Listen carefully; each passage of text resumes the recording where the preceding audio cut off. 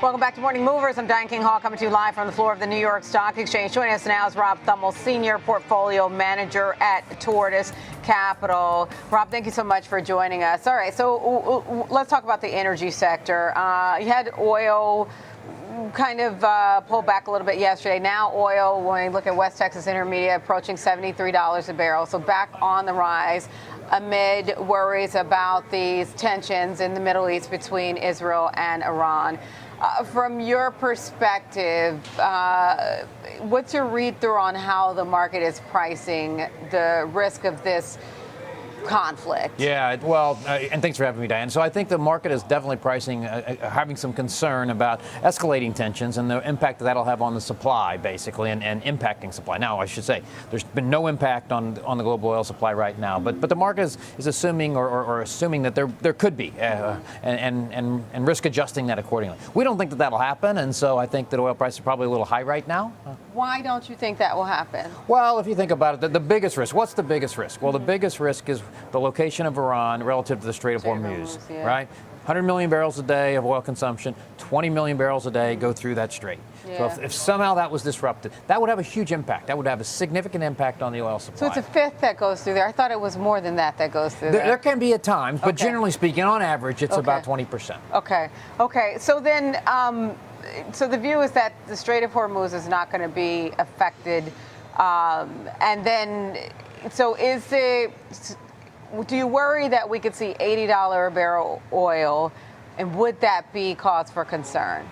Well, I think if the tensions continue to escalate, I mean, and there is some supply disruption, we'll absolutely see $80 a barrel. It appears, it seems from the geopolitical risk perspective that Iran wants to de-escalate the tensions, and so if that can happen, then I think then you're probably going to see $60 oil rather than $80 oil. How much does OPEC Plus ramping up production help offset potential supply disruptions? Yeah. Excuse me. No, you're exactly right. That's exactly the answer, Diane. So you're seeing OPEC Plus add to the global oil supply on a month, every month, a little, 400,000 barrels a day, and so that will help significantly.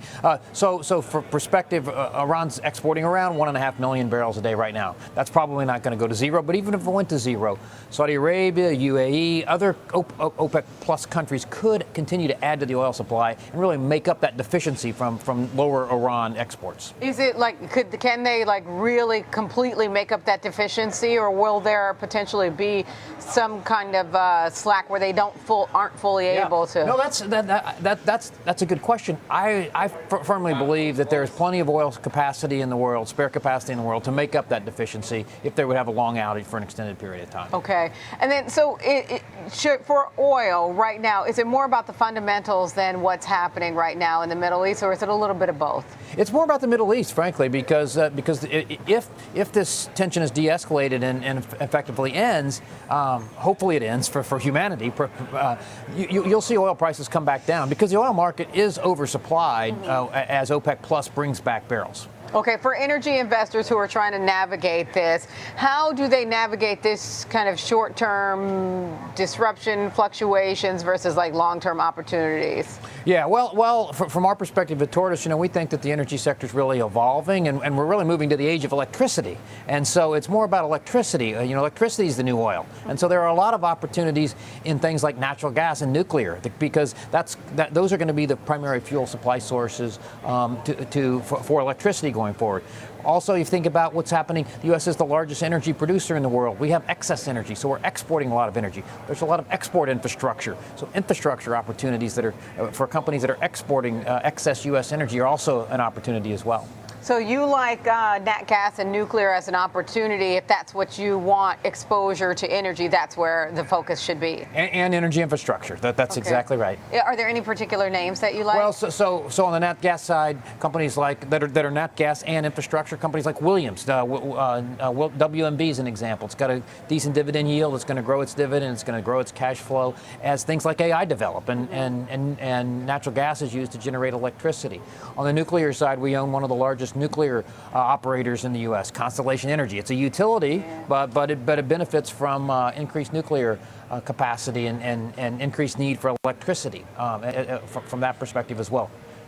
export-wise, LNG, liquefied natural gas, LNG, Cheniere Energy is the largest exporter of LNG in the world, basically, and so we really like Cheniere Energy as well. And I mean, LNG, it makes sense to pay attention to that because you have, in terms of those looking to reduce their carbon footprint, there's that transition to LNG because it's the, I guess the biggest or most scalable renewable energy approach that you can use, right? No, that's exactly right. It's very practical right now. I mean, so China and India basically use a lot of coal to generate electricity. It's been proven in the U.S. if you use natural gas instead of coal, it reduces your carbon emissions. And so there's a huge opportunity for the U.S. to liquefy and export natural gas to China and India and improve the global carbon footprint. Constellation Energy, I knew, I've been paying attention to that chart. That's been a huge outperformer compared to the broader market. The S&P 500 up more than 30%, more than 35% year to date. Williams, I had not followed this one, also outperforming the S&P 500 to a lesser degree, but still, up more than 9% year to date. Any other sectors that we should be paying attention or rhythms when it comes to the oil and gas market?